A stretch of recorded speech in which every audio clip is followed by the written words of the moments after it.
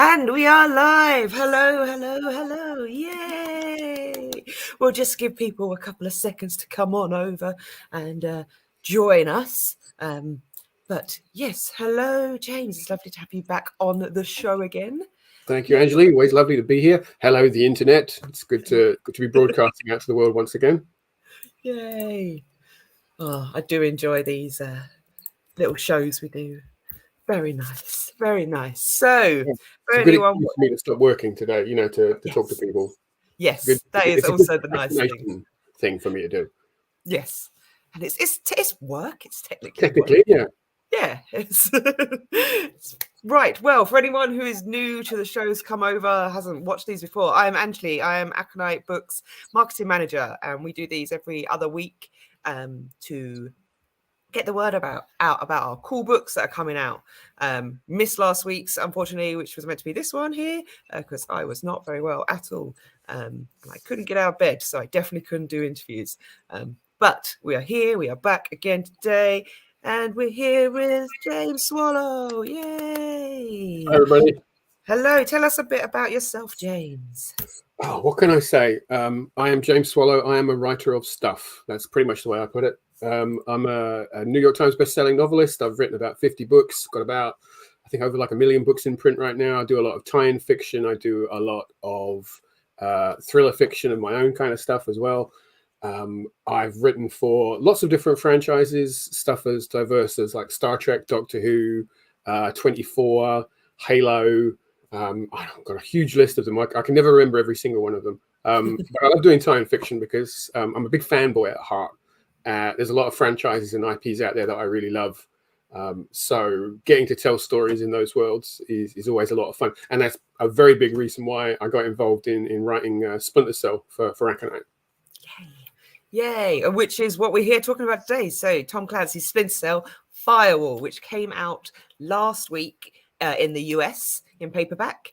It's out globally in ebook, and it's also out globally in audiobook. So if you prefer your books in your ears, you can get it everywhere where you can buy audiobooks, which is lovely. Yes, wonderful. I've put the link to the book in the chat. So if you're watching and you're interested, you can go to our page and it will tell you all the places that you can order it, pre-order it, and more about the book as well. The cover art, I will show off the cover for it now. Let's have a look at this lovely cover. So this is what you're looking for when you're searching for Firewall. It doesn't look like this. It's the wrong one. There we go. It is cover art is by Larry Rostant, and I'm going to put a link to Larry's website there if you're interested in having a look at other stuff that he's done. There'll be some stuff in there that you will recognize, including some George R. R. Martin stuff, some sci-fi bits and pieces. Larry did the cover artwork for my friend David Mack's series, the Dark Art series, which is kind of like it's like, how can I put it? It's an urban fantasy series, but it's set during the Second World War. So it's kind of Harry Potter does Saving Private Ryan is kind of the best way to put it. And Larry did some fantastic cover art for that. Really, really sort of expressive, action-packed stuff, which is exactly in the right wheelhouse for Firewall. Yes. Yeah, I loved seeing this cover come together because I think it was coming together while we were all in the office again for like the second time before we got sent home again. So it was nice that Nick was there and he could share the covers with us. It's very nice. It's very much. It's always cool when you can get a moment from the novel. That's a scene from the book. To get the moment from a novel kind of come to life on the cover. It always looks really cool. Yes. Oh well. Yay, shall we get started then? Also, chat, if you're new here and you have any questions, pop them in the chat. I can see them and I will relay them. They'll come up on screen as well, so because we're well fancy here. So yes, if you have any questions as we're moving through, please do pop them in the chat. So first of all, for those of us new to Splinter Cell, what is the world about? What are we getting ourselves into? So Splinter Cell is based on a series of video games that are currently being produced by Ubisoft, previously produced by a games company called Red Storm Entertainment. They carry the Tom Clancy brand, and if you know Tom Clancy, you know that that's a kind of technological, near future, day after tomorrow, political thrillers, techno thriller kind of thing. And Splinter Cell fits exactly in that kind of wheelhouse. It's about a top secret agency originally called Third Echelon, later changed to a new version called Fourth Echelon, who were originally put together by the National Security Agency, the NSA in the United States, to take out dangerous technological threats before they kind of fully manifest. And in this series of games, you play a Splinter Cell, a lone agent, in the case of the game, Sam Fisher, going through all these kind of action sequences and cool political techno-thriller stories, infiltrating bases. It's all a stealth-based action shooter. And Sam's this iconic character. He's definitely one of, I would say, one of video games' iconic kind of gritty, craggy hero type character. And all throughout the series of the games, he's been going on and saving the world from all these kind of global threats.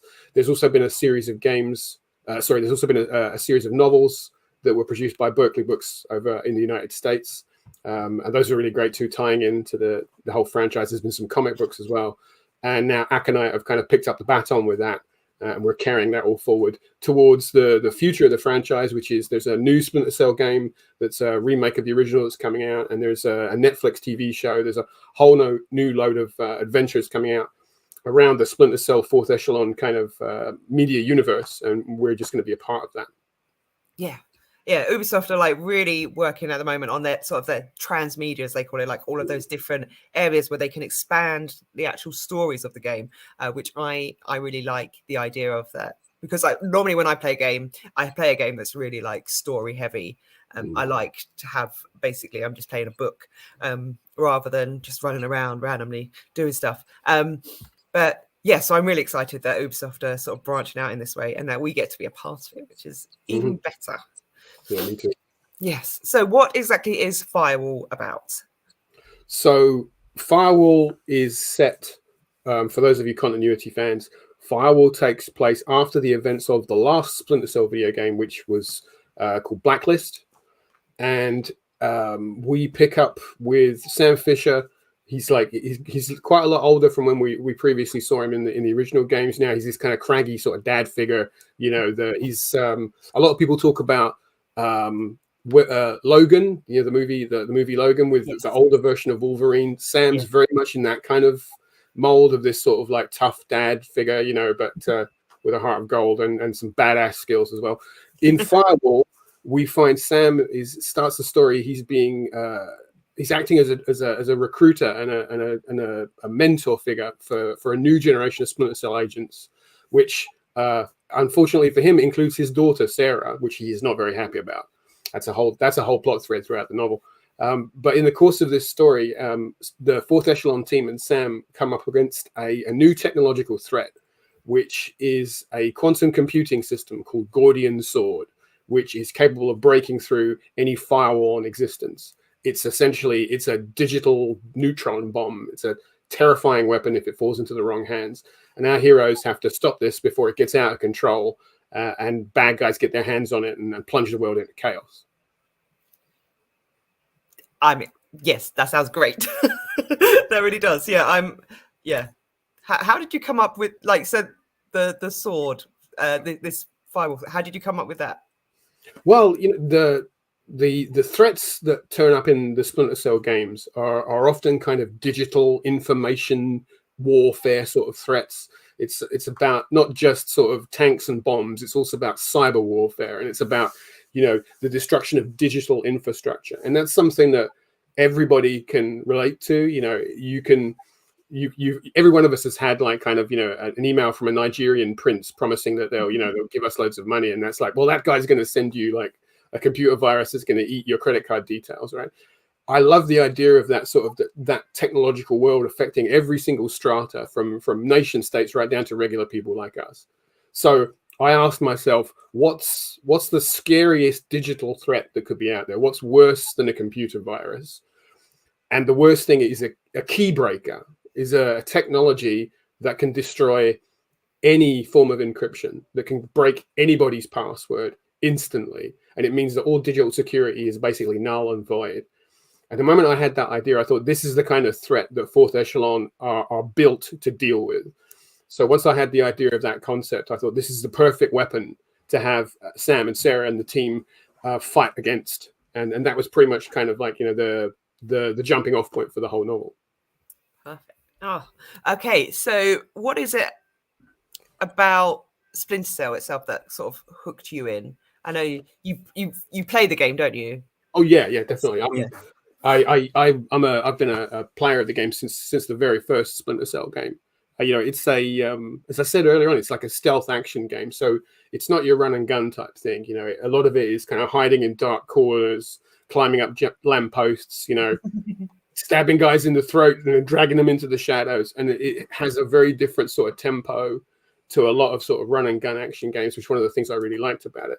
I found that really appealing. I like the combination of the sort of stealth tactics, the way that you have to kind of think through the puzzles of the level. Is like, how do you get to a certain area without setting off an alarm or killing a bad guy? You have to really kind of think 2 or 3 moves ahead. So I like the chess game aspect of it. And I also love the tech, because he has such really cool toys. Yeah. Sam's got his iconic tri-goggles that you see there on the cover of the book. And that's even the sort of the noise they make, this sort of click wee sort of noise whenever they switch has become like kind of an iconic sound effect from the world of video games. I always it really appealed to me, that sort of concept. And once I started playing the games, every time a new Splinter Cell game came out, I played it. I bought the novels. I read the comic books. I even have the wristwatch. I'm quite a fan. I'm quite a fan of the franchise. It's a unique take. We've seen sort of stealth video games before, but I think the techno thriller aspect to it is the thing that really appealed to me. So I really like sort of stealth. Yes.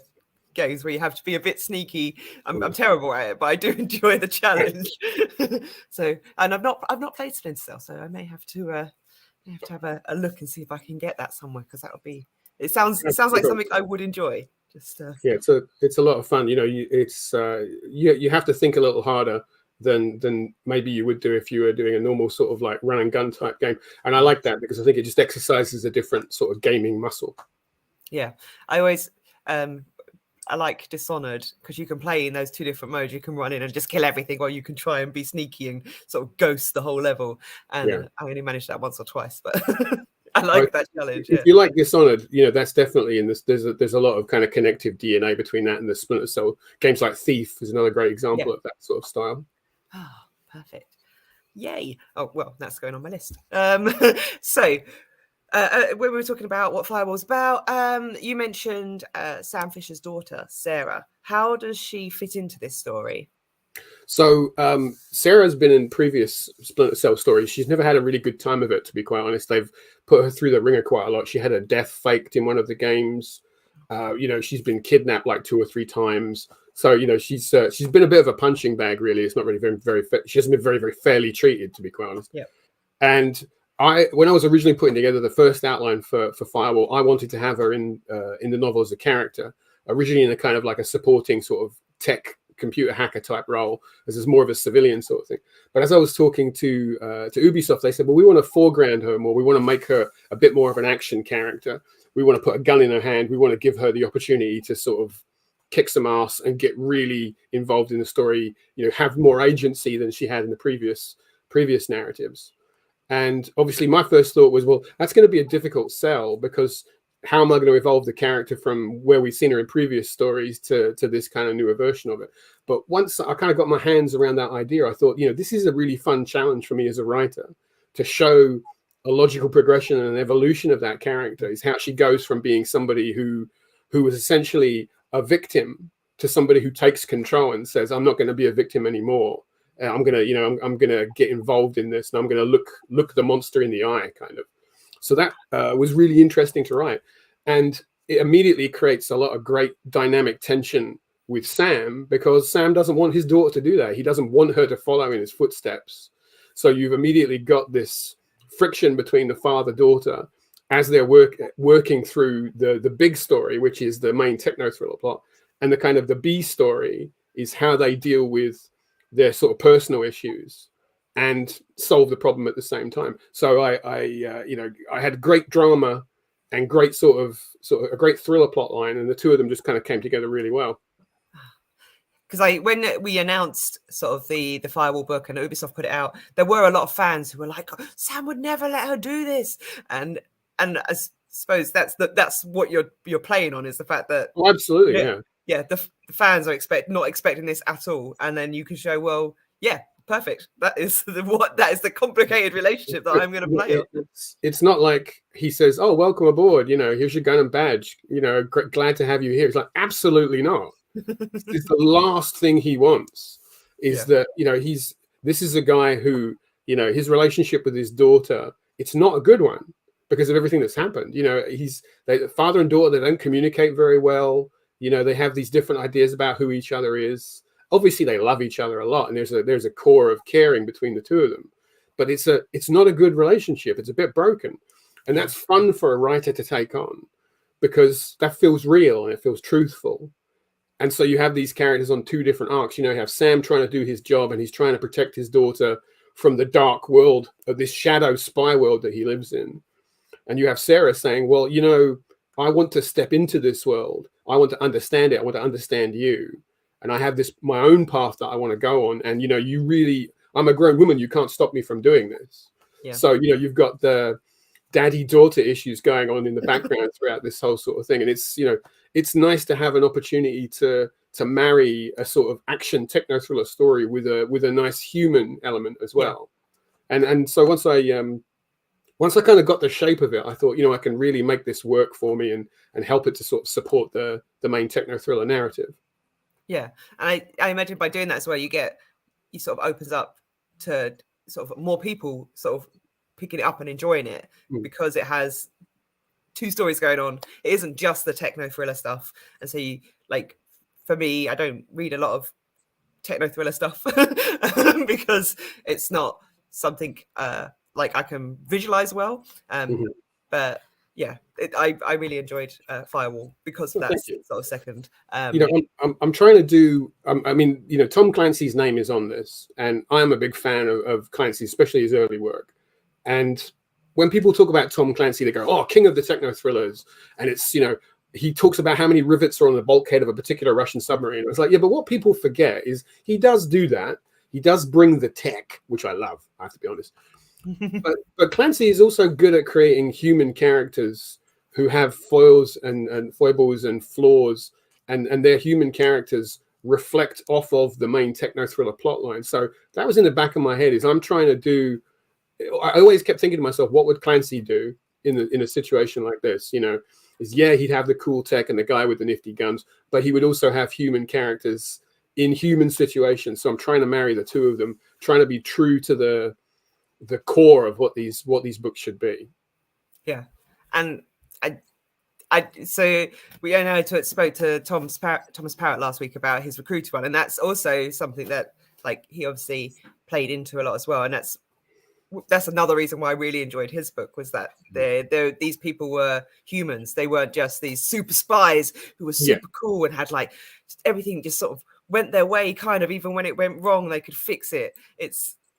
No, actually, they're human beings and they have emotions that sometimes mess up what they're trying to do, and they can't focus properly on everything all the time. And that's that for me is my favorite part, is that human aspect to it, and obviously all the cool action, the techno thrillery stuff as well. But yes, it's my hope that people who want a good techno thriller read will get that, but people who want to see some real human characters will get that too.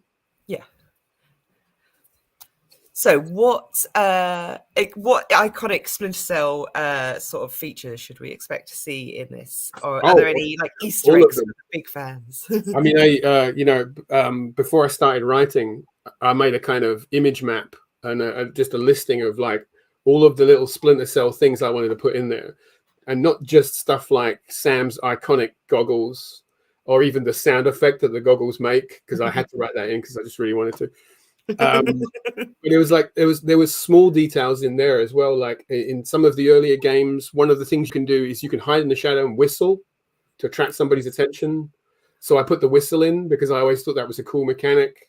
There's lots of little details like that, and there's references to legacy characters from previous games are referenced. So that's to tie that into the world. And I also reference events from Sam's past and try and build out and expand on stuff that maybe you might have seen in the lore in previous games. grounding it in the tech and the hardware and the equipment. So the kind of gun he uses, the mobile headquarters on the Paladin, which is like this kind of airborne command center that they work from, and even down to sort of like small details, stuck kind of little kind of nods towards things in the gameplay that I tried to put in as much of that stuff as possible to really bed it in to make it feel like it's part of the Splinter Cell world. Yeah. So when you're sort of writing time fiction, obviously Ubisoft sort of check in as you're going through, making sure that it fits in with the game and their sort of vision for the game. How much sort of help and do they give you while you're writing and before you're writing, and help with the research? Like how involved do they get? Well, they were really good. Lauren and Etienne were our contacts at Ubisoft, and they were great. They kind of just said to me, look, we trust you. We recognize the sort of work you've done before, and we trust you, and we trust Aconite. Go off and bring us something cool. And I think they knew that I was enthusiastic. They knew I was a fan, so they trusted my kind of like, oh, he's not going to screw it up because he loves this thing. It's So when I put the story together, they pretty much took it as was. They were very happy with it. That we just made a few small tweaks here and there. All of the help they gave me was great because it was all sort of backstory and material, especially stuff about what they're developing for the future sort of transmedia projects, about stuff that's going to happen in the animated series. I got to see early drafts of the scripts for the Netflix show and the plans for that sort of plot line. And we were like, okay, well, if they're going to do that in the show, and the show is set here and the books are set there, can we lay some stuff in that will pay off in the show to make it all feel like it all connects? And I love doing that because it makes it feel like everything is connected, right? Everything is all part of the same world. One thing I hate because I read tie-ins as well as write them. One thing I hate with tie-ins is when you get the sense that it exists in a bubble and it doesn't connect with anything else. And I think, well, that just feels a bit like a wasted opportunity. So I definitely didn't want to do that. And Ubisoft were really great to just give me the opportunity to do that, to cross-connect everything and make it feel like it's part of that world.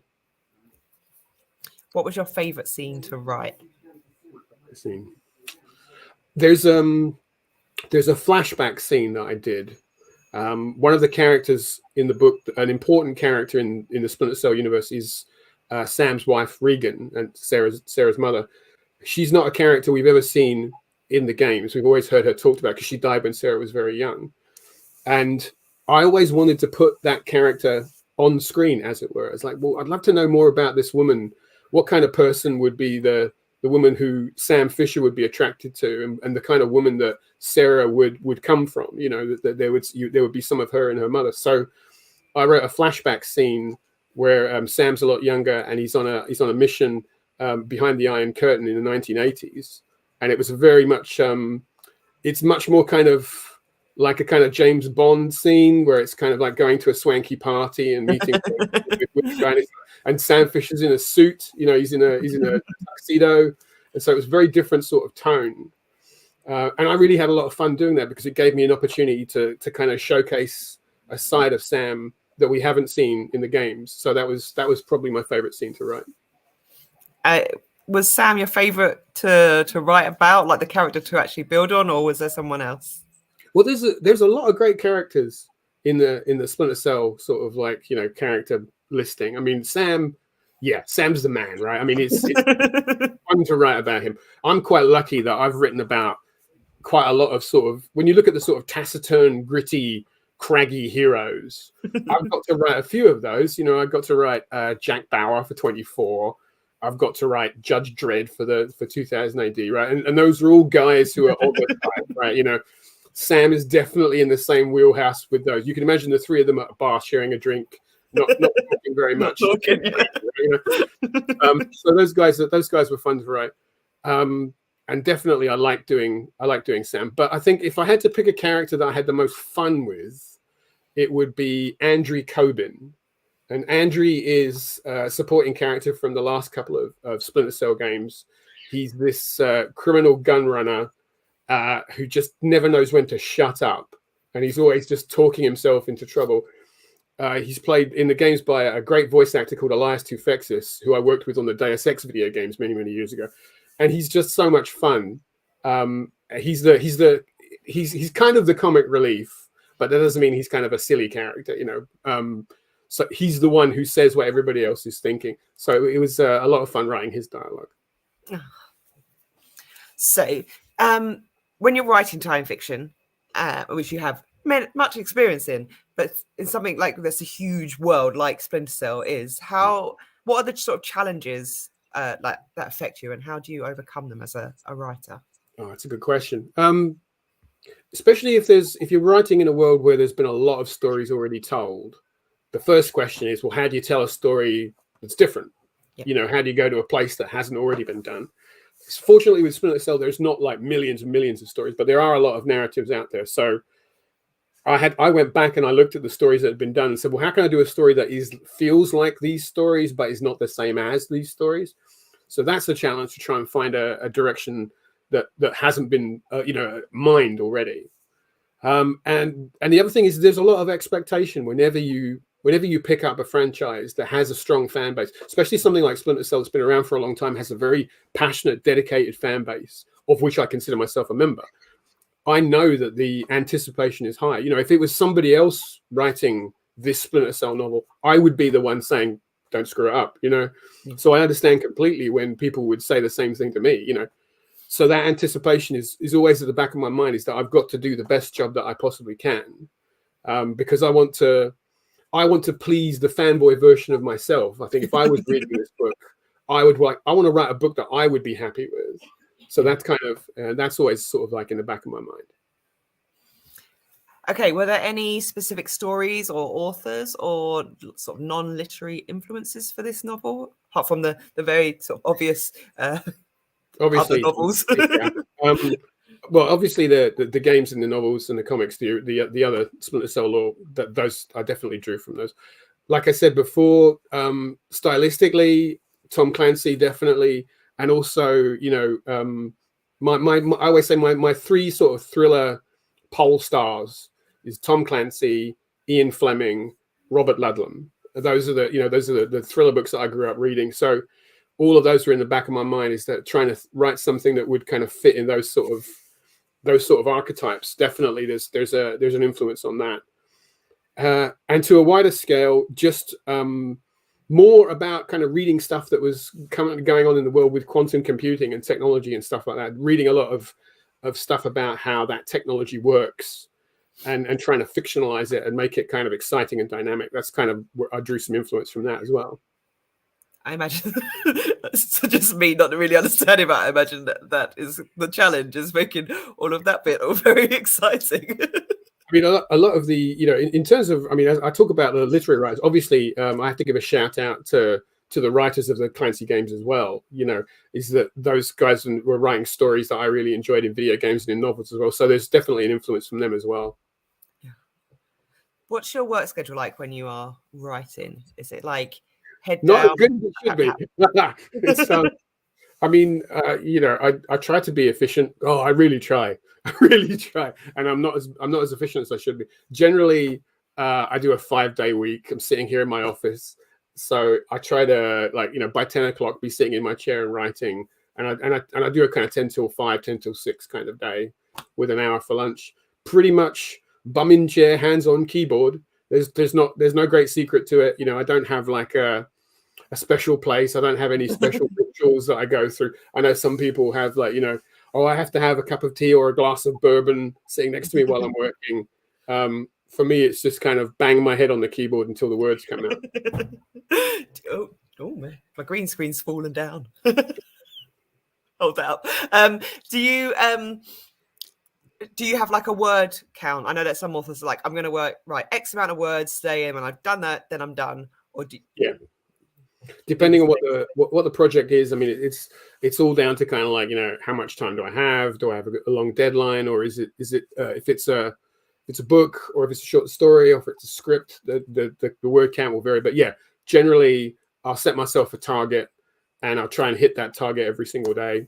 And if I don't hit the target, I'm very upset with myself, and I beat myself up way too much about not hitting my target. But generally, that's kind of how I aim to do it. So We've come to almost the end of the show. 30 minutes went by very, very quickly. So my final question for you is, should we expect to see more of Sam and Sarah and the Fourth Echelon team anytime soon? Absolutely.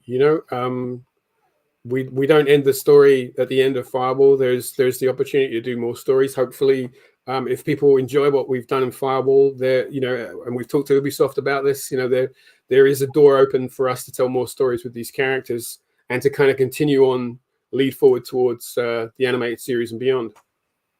Excellent. But that is very, very good to hear. I'm very excited. So for anyone who's just coming in at the end, sorry you missed it, but it will be on video on demand in about 5 minutes time. So don't worry. You can get Aconite books. You can get this book on aconitebooks.com. I put a link in the chat for you. We are talking about Tom Clancy's Splinter Cell, Firewall by the lovely Joe Swallow, who is right here. So it is available now globally, an ebook and audiobook, and it is available in the US in paperback, with the UK paperback coming in June. Before we go, do you have anything else you would like to plug at all? Anything at all to let people know? Absolutely. Well, yes. Certainly, first off, if anybody wants to get in touch with me, if you have any questions you want to post my way, you can always find me on Twitter at JMSwallow, or come to my website, which is jswallow.com. That has everything I've ever done on it. It's a pretty much one-stop shop for everything you want to know about me. There's also an email contact form there as well, so you can find all the details about that. My blog is there. Beyond that, I've just recently finished the 6th book in my other mainstream series of action thrillers, my Mark Dane novels. The last one, Outlaw, has just come out. All of those are all available now, not only here in the UK, but also in the United States in ebook format, paperback, and everything. And we've just signed a movie deal for the very first book, which is so very exciting. It's just like very early days. Yeah, people are already saying to me, like, when's it coming out? I was like, we haven't even got actors or writers or anything. But that's very cool. So I'm very, very pleased about that. And my next standalone thriller is coming out on the 26th of May. Awesome. And that is called Airside. I can show you there. Here's the advanced reader copy of it right now. If you can see that, there we go. Yeah. And, that's going to do. I'm hoping that's going to do very well. That's a really cool idea. We're also talking about a possibility of a movie for that as well. So there's a lot of really funky stuff that's happening right now. But yeah, so that'll be out in May. Oh, that's loads of really cool stuff to plug. That's really cool. Yay! I'm so excited for you. Thank you. Wonderful. Well, thank you so much for coming along. Thank you, everyone in chat and people watching. Hello and goodbye to you. Yes, thank you so much for coming along. And I will see you next time. I will be talking to Clint Werner about Marvel Legends of Asgard 3 Swords, time traveling, Warriors 3. There's dinosaurs in armor, and I am all for it. See you later, everyone. Bye. Bye-bye.